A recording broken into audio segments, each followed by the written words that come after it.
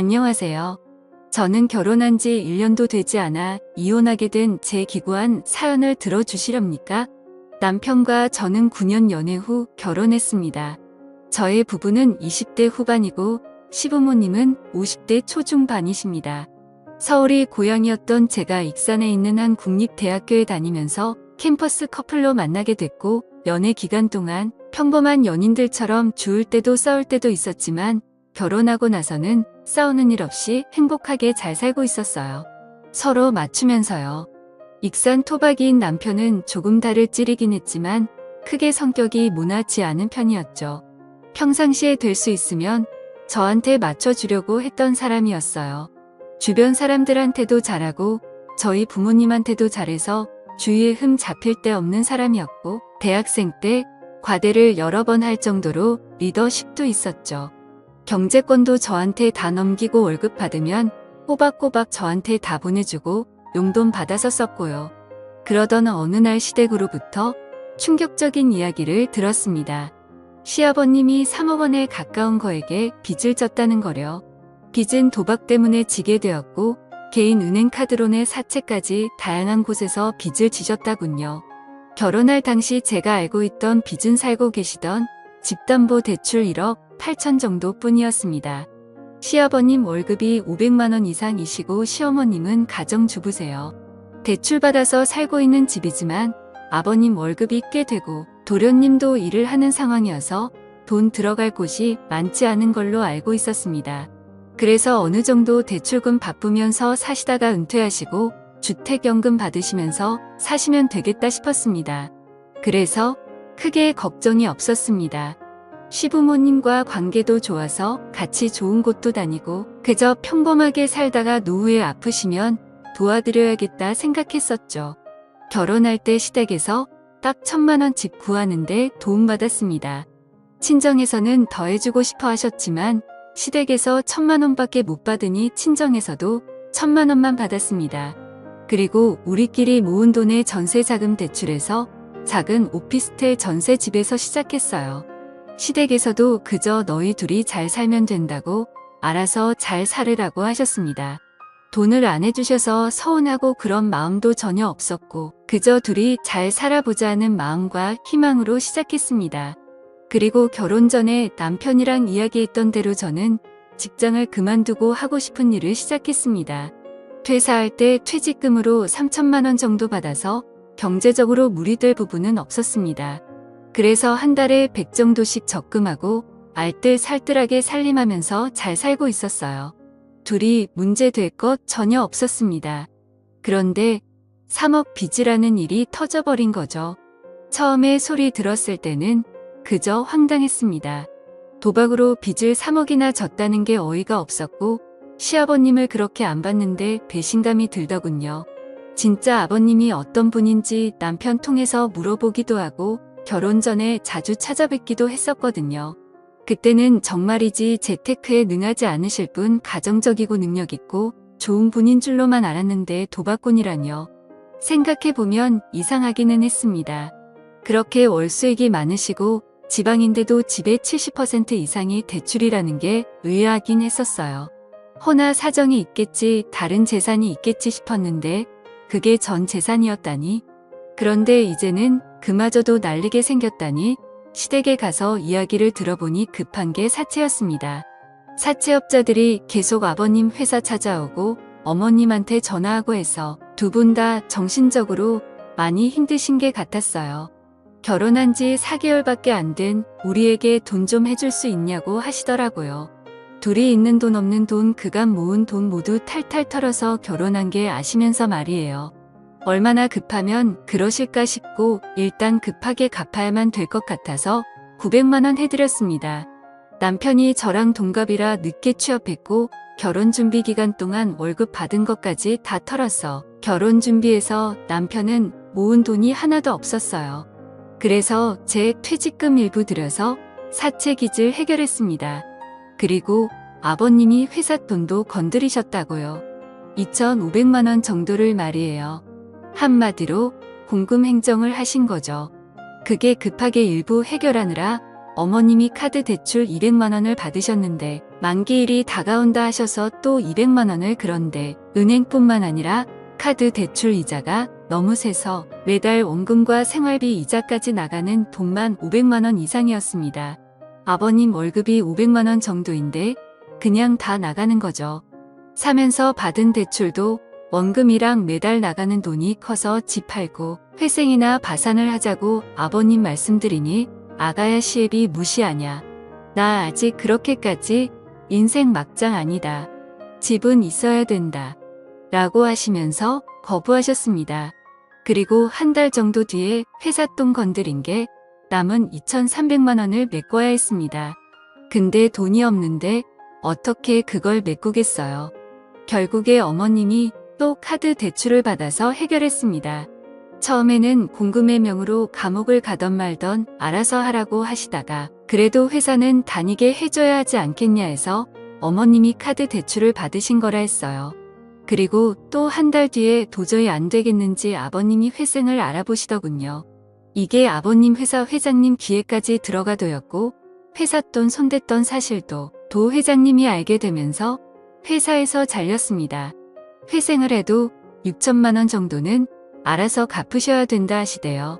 그렇게 직장에서 잘린 이후에도 정신을 못 차리시고 매일 어디를 다니시는지 매일 밤 담배 냄새에 찌들어서 돌아오셨고 어머님이 도대체 당신 어디 다녀왔냐 따져 물으시면 생활비가 필요해서 돈을 좀 벌려고 다니고 있다고 하시면서 되려 숨막히게 하지 말라며 어머님께 화를 내고 집을 뒤집어 놓으셨습니다. 그 돈은 어찌 갚으시려고 하시는 건지 답답하더라고요. 그 후 어머님은 결국 집을 파셨고 집 사면서 은행에서 받은 대출금 갚고 나니 수중에 몇 천만 원만 남더라고요. 아버님이 운명했던 회사 공금 갚느라 어머님이 받았던 대출을 그 돈으로 해결하고 할머니한테 빌린 돈도 있어서 1,000만 원 갚고 복비 이사비까지 지출하고 나니까 결국에 남은 돈이 1,000만 원 정도였습니다. 아버님은 언제부턴가 집에 들어오지 않는 날이 들어오시는 날보다 많아지셨고 어느 순간부터 집에 들어오지 않으셨습니다. 어머님은 아버님 생각만 하면 지긋지긋하다고 집에 오면 바로 이혼 도장 찍으라고 할 거라고 이혼 서류까지 준비해 두시고는 칼을 가셨습니다. 그렇게 집을 팔고 도련님이 얻은 저렴한 빌라에서 도련님이 벌어오는 돈으로 어머님과 도련님 둘이서 생활하기 시작했습니다. 처음에는 같이 으쌰으쌰 해결해 나가려고 자식들이 아버님께 연락해서 계속 어디시냐고 물어도 보고 싸워도 보고 했는데 고집이 있으셔서 마음대로 하시고 도대체 뭘 하시는지 어떻게 생활하시는지 상황 돌아가는 것도 이야기 안 해주셔서 포기했습니다. 그냥 열심히 일해서 돈 벌고 있다고만 하셨어요. 이렇게 해서 어찌어찌 아버님 포기하고 도련님 어머님만 산다고 해도 앞으로가 걱정이었습니다. 도련님도 돈 모아서 결혼해야 되는데 솔직히 상황이 이 정도면 어머님도 진작 뛰쳐나가서 일을 하셔야 하는 게 아닌가요? 자꾸 비가 오면 온몸이 뻐근하고 날이 좋아도 몸이 안 좋다고 하시면서 본인 하시고 싶은 일자리를 고르고 계시더군요. 제 생각에는 그런 거 따질 때가 아닌데 말이에요. 평상시에 요가 계속하셔서 요가 강사 자격증까지 있으시고 등산도 자주 하시고 봉사활동 같은 것도 다니셨어요. 그런 체력이면 일 못할 상태는 아니지 않나요? 저의 부부가 좀 도와드릴 수도 있지 않았냐 하실 수도 있는데 저는 결혼한 지 1년도 안 돼서 1,100만 원 해드린 상태라 더 해드리고 싶지도 않고 해드릴 수도 없는 상태였어요. 저의 부모님한테 죄송하고 아이 계획도 있어서 신혼집도 빌라로 옮길 생각이라서 돈을 보태야 했거든요. 부모님한테도 보태드린 돈 시부모님한테 더 해드리고 싶지 않았습니다. 남편도 그 부분에 동의했었고 미안해했습니다. 그리고 저의 부모님은 나중에 노후 대비해서 계속 직장 다니고 계세요. 아빠는 일하면서 무거운 물건들을 드는 경우들이 많아서 뒤에서 보면 한쪽 어깨가 틀어졌어요. 어깨에서 쾌가서 팔도 아프시고 그래도 일하고 계세요. 엄마는 사무직인데 컴퓨터를 하루 종일 보고 있으니까 눈도 건조하고 노안 때문에 숫자도 잘 안 보이고 야근도 하시고 힘들게 일하세요. 자식들한테 피해주기 싫다고 하시면서요. 이런 부모님을 보면서 일상생활 잘하시는 어머님이 건강 때문에 일을 하는 게 망설여진다는 게 저는 도무지 이해가 되지 않을 따름이었습니다. 그래서 단돈씩 20만 원이라도 경제적 지원해 드리고 싶지 않았어요. 벌써부터 해드리면 나중에 더 의지할 것 같더라고요. 남편이 전화로 일은 어떻게 할 거냐고 해야지 않냐고 여쭈니 달에 돈 10만 원씩도 안 해주면서 다 키워놨더니 엄마한테 일하라고 하냐고, 엄마 비 오면 온몸이 쑤신다고 장마철에 나가 죽으라는 거냐고, 너는 말을 꼭 그렇게 해야겠냐고 화내시더라고요. 남편은 엄마 서운한 건 알겠는데 우리가 이미 1,100만 원 빚 갚는데 못 해드렸잖아요. 월 100만 원씩만 버셔도 저희 형제 부담이 많이 줄어들 것 같아요. 그리고 엄마 노후를 위해서라도 하셔야죠. 진짜 엄마 생각해서 말씀드리는 거예요. 모든 걸 우리가 지원해 드릴 능력이 안 돼요. 라고 장문의 문자를 보냈지만 일 터진 지 8개월이 지나도 어머니는 이 일은 어떻고 저 일은 어떻고 따지시며 단 한 번도 일을 나가려 하지 않으셨습니다. 제가 저희 외삼촌 식당에서 카운터 보는 게 나도 하시는 게 어떻겠냐고 말씀드린 적이 있었는데 어디 CM이를 그런 식당 아줌마를 만들려고 하는 거냐고 성을 내시더라고요. 그러면서 저보고 다시 일을 시작하라고 새파란 게 젊은 애가 남편이 벌어오는 돈만 쓰고 집에서 놀기만 한다고 하시대요. 저도 다시 일을 시작할 수는 있지만 이런 상황에서는 전혀 시작하고 싶지 않았어요. 제가 일 시작하면 분명히 지원해 줄게 기대하실 거고 안 해드리면 더 서운해 하실 게 뻔했거든요. 안녕하세요. 저는 결혼한 지 1년도 되지 않아 남편도 처음에는 저한테 미안해하면서 1,100만 원 해줬으니 충분히 해줬고 더 해줄 필요 없다고 했었는데 나중에는 저보고 일 시작하는 거 어떻냐고 눈치를 주더라고요. 일 시작하고 수입 늘어나면 월 10만 원씩이라도 드리자고 하면서요. 하지만 제가 벌 돈들이 앞으로 태어날 제 아이, 제 집, 제 노후 등을 위해 쓰이는 게 아니라 시댁 뒷바라지에 쓰일 거라고 생각하니 끔찍하고 싫었습니다. 솔직히 거의 월마다 시댁 쪽에 경조사 있어서 10만 원씩은 드리고 있었어요. 친정 쪽은 생일, 어버이날, 명절 때만 드렸고요. 귀한 딸 힘들게 키워놨더니 시댁 뒷바라지나 하는 거 보시면 저희 친정 부모님이 얼마나 쏙 터지시겠어요. 그런 모습 보여드리고 싶지도 않았어요. 친정집에서 김치 얻어가는 것도 죄송했습니다. 친정에서는 뭘 계속 주려고 하셨는데 그럴 때마다 속상했어요. 있을 때 잘해드리지라는 말도 하실 수 있어요. 하지만 저는 이런 끔찍한 상황은 아버님, 어머님이 만드셨다고 생각해요. 아버님이 회사 핑계대고 모아놓은 돈을 계속 가져가셨어요. 적은 돈도 아니고 큰 돈 몇백 천만 원 이런 식으로요. 근데 그때마다 어머님은 그냥 방관하신 거예요. 아버님 성격이 워낙 큰 소리치고 그런 성격이라 싸우다가 포기하고 놓아버리신 거죠. 그리고 그 방관이 그 상황을 만든 겁니다. 그렇기에 두 분이 열심히 해결할 의지가 있어야 된다고 생각하는데 아버님 위에 말씀드린 상태이시고 어머님은 본인은 마냥 피해자라고 생각하시고 그래서 의지가 안 보이니 추가적으로 지원해드리고 싶지도 않고 그러더군요. 밑 빠진 독에 물 붓기라는 생각만 들어서요. 남편이 점점 힘들어 하더라고요. 처음엔 티를 안 냈는데 날카로워 지고 밤에도 술 먹고 늦게 들어오고 새벽에 들어오는 날도 많아졌습니다. 부모님은 부모님대로 아내인 저는 저대로 남편한테 화내고 하니까 속상해서 저러나 했어요. 남편은 아버님이 말씀하시기 전까지 정말 이런 일에 대해서 전혀 모르고 있었다고 했거든요. 평소에 경제적인 부분에 크게 관심이 없어 보였어요. 저한테 경제권을 완전히 맡겼었고 돈에 대한 욕심도 전혀 없어 보였고 소소하게 우리가 할 수 있는 선에서 열심히 살면서 살림을 꾸려나가자고 했었어요. 저도 그렇고 남편 불효님까지 부모님한테 뒤통수 맞은 거인 줄 알았습니다. 남편도 피해자라는 생각에 남편이 너무 안쓰러웠고 아무리 술을 먹고 늦게 들어와도 새벽에 들어와 술 주정을 부려도 다 이해해주려고 했습니다. 기죽어 들어온 남편을 꼭 안아주고 다음 달부터 다시 시작해야겠다고 결심했습니다. 그리고 남편한테 다음 날 아침 말했어요. 다음 달부터 출근하기로 결심했다고. 남편이 혹시 본인 부모님 빚 때문에 그런 거냐고 하면서 눈물을 머금은 채 말하는데 저도 그 모습을 보고 눈물이 나더라고요. 진짜 아침 대바람부터 둘이 부둥켜 안고 펑펑 울었네요. 열심히 살아보자고 대신 어머님 일하시는 게 설득 멈추지 말자고도 했습니다. 그렇게 저는 일자리를 구하고 출근을 예정일보다 더 일찍 시작했어요. 일자리라는 일이 전문직은 아니지만 워낙 수요가 많은 업종이라 쉽게 일을 구했습니다.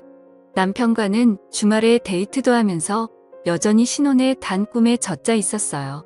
그러다가 그날 그것을 알게 된 겁니다.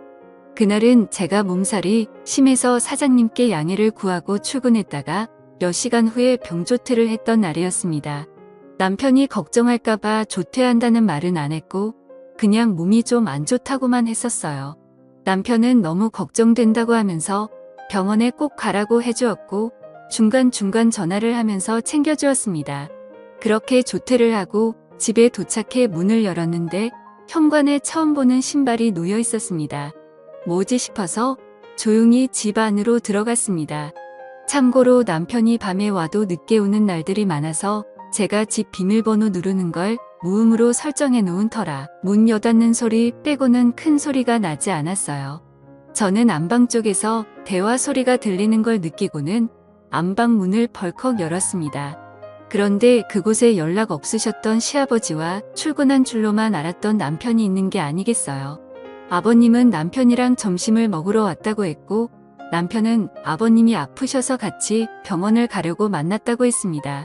그리고는 둘이 서로 눈빛을 주고받더니 병원 갔다가 점심을 먹으러 만났다고 하는데 영 느낌이 세하더라고요.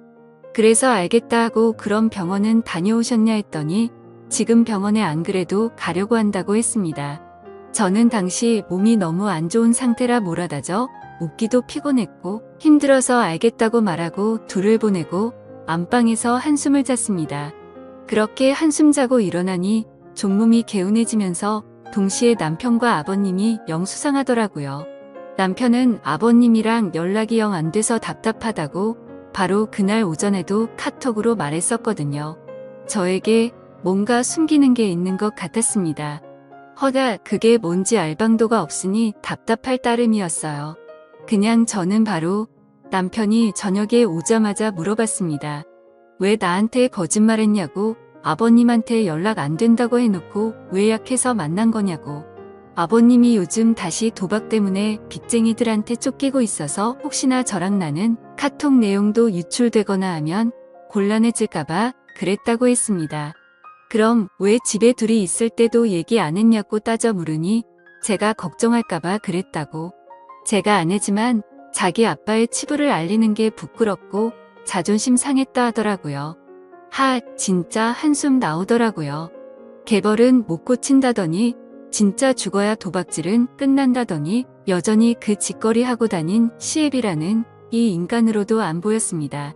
욕이 목구멍까지 차올랐지만 그래도 남편 아버지인데 그리고 내 시아버지인데 참아 하면서 참았죠. 그리고 그 다음날 아침에 일어났는데 또 몸살이 올라오더라고요. 원래 남편 출근 후 한 20분 정도 후에 제 출근 시간이라 남편 보내고 좀 더 누워있다가 가려고 했는데 그냥 사장님께 오늘 하루 병가 쓰겠다고 하고 누워있었습니다. 그리고 세상 모르고 잠이 들었네요. 그런데 무슨 소리가 틀려 잠에서 깨보니 거실 쪽에서 남편 목소리가 들렸습니다. 뭐지 벌써 남편 퇴근 시간인가 하고 시계를 봤더니 겨우 오전 10시더라고요. 뭐지 싶어 안방에서 숨죽이고 남편의 통화 내용을 듣는데 뭐라 잘 들리진 않았지만 대충 오늘은 좀 일찍 갈 수 있습니다. 거기서 뵐게요. 오늘은 좀 늦게까지 가능합니다. 뭐 이런 말들이 틀렸어요. 저는 뭔가 남편이 나를 속이고 있구나 싶었습니다. 그러다가 남편의 목소리가 제가 있는 안방 쪽으로 가까워지는 걸 느꼈고 저는 안방 옷장 속에 몸을 구겨 넣었습니다. 남편은 안방에 들어와서도 한동안 통화를 하는데 여간 이상한 게 아니었어요. 오늘은 어제 잃은 걸 다 만회할 거라느니 오늘 성과급이 나와서 주머니가 빵빵하다느니 이런 말들을 하는 겁니다. 저는 촉이 오더군요. 남편이 나가는 소리를 듣자마자 저는 옷을 대충 갈아입고 모자를 눌려 쓴 채 남편의 뒤를 따랐습니다. 2층 오피스텔이라 계단으로 급하게 따라 엘리베이터를 따라 내려가니 남편이 급하게 걸어서 어디론가를 가더라고요. 저도 따라갔습니다. 그런데 골목길에 들어서자 저희 시아버지가 남편 앞에서 손을 흔들고 계셨습니다. 저는 뭐지? 이 부자가 도대체 뭘 하려는 거야? 설마 하면서 몰래 뒤따라갔습니다. 다행히 저인 걸 눈치 못 챈 것 같았고 둘은 뭐가 그렇게 신났는지 열심히 한 5분을 걷더니만 집 근처에 있는 한 모텔로 들어갔습니다. 저는 부자가 모텔 한 방에서 도대체 뭐 하려는 건가 너무 이상해서 급하게 들어갔는데 사라지고 없더군요. 그래서 제가 그럼 혹시 장기 투숙객은 없냐 했더니 있지만 고객 보안상 절대 말씀 못 드린다고 나가라고만 했습니다. 저는 어쩌지 발만 동동 구르다가 방 하나 대시를 하겠다고 하고 결제를 하고 제 방으로 들어갔습니다. 그리고 복도로 나가 남편에게 전화를 걸었어요. 혹시나 방 안에서 전화벨 소리가 들리진 않을까? 신라 같은 희망을 품고요. 그런데 정말 가까운 복도 쪽에서 전화벨 소리가 들렸습니다. 저는 뭐지 하고 급하게 제 방으로 들어가 살짝 문을 열고 복도를 살피더니 제 남편이라는 놈이 복도 벽에 기대서 제 전화를 받는 게 아니겠어요. 저는 떨리는 목소리로 작게 여보 지금 어디야? 라고 물었고 제 남편은 아주 천연덕스럽게 어디긴 일하고 있지 거래처 왔어라고 하더군요. 오늘 일찍와 같이 저녁 먹고 싶어라고 하자 어쩌지 거래처 부장님이 오늘 술 한잔 하자고 하시네. 우리 회사 가을이라서 어쩔 수가 없을 게 같아 이해해줘 하면서 애교 섞인 목소리로 말하더니만 여보 미안해 나 지금 끊어야 돼서 또 연락할게 하더니 전화를 뚝 끊더라. 저는 문틈 사이로 남편이 들어가는 방향을 캐치한 후 바로 나와서 그 방문을 미친 듯이 두드렸습니다. 그랬더니 한참 뒤 남편이 아니라 우락부락한 목부터 팔까지 문신이 도배된 남자 한 명이 문을 열더니만 짜증스러운 목소리로 누구냐고 묻더군요. 저는 바로 그 방 안을 스캔했습니다. 그 방 안에는 담배 냄새가 너무 자욱해서 선명하게 보이지 않았지만 초록색 테이블이 하나 놓여져 있었고 거기에 여러 명의 사람들이 카드 같은 것을 가지고 게임을 하는 듯 했어요. 제가 거기에 서서 한참을 멍때리 저를 발견한 남편과 시아버지라는 작자가 그 테이블 아래에 급하게 숨더군요. 진짜 그 모습을 혼자 보는 게 아까울 정도로 어이없고 웃겼습니다. 웃으면 안 되는 진짜 심각하고 화나는 상황이었는데 웃음이 나오대요. 저는 죄송합니다. 잘못 왔습니다라고 말한 후 바로 제 방으로 급하게 들어와 경찰에 신고를 했고 경찰은 바로 그 모텔방을 급습해서 제 남편과 시아버지를 비롯해서 일당들을 검거했습니다. 그리고 경찰서에서 알게 된 사실이 남편은 시아버지의 도박을 모른 게 아니라 함께 해왔었고 그간 도박 빚은 시아버지 혼자의 빚이 아니라 함께 빚은 거였던 겁니다. 그래서 어머님도 저희가 그 빚을 갚는 게 당연하다고 하셨던 거고요. 저는 사기 결혼으로 고소하려 했지만 변호사는 그저 이혼 소송과 위자료 청구 소송 정도만 가능하다고 하셨고 긴 소송 끝에 결국 잦은 위자료 몇 천만 원을 받게 된 게 전부입니다. 아무것도 남지 않은 제 1년 동안의 결혼 생활 찢어지고 찢긴 가슴은 1년이 지나도 10년이 지나도 나아지질 않을 것 같습니다. 가족 사기단의 속은 제 이야기. 제가 생각해도 소설 같고 드라마 같네요. 제 암담한 사연을 들어주셔서 감사합니다.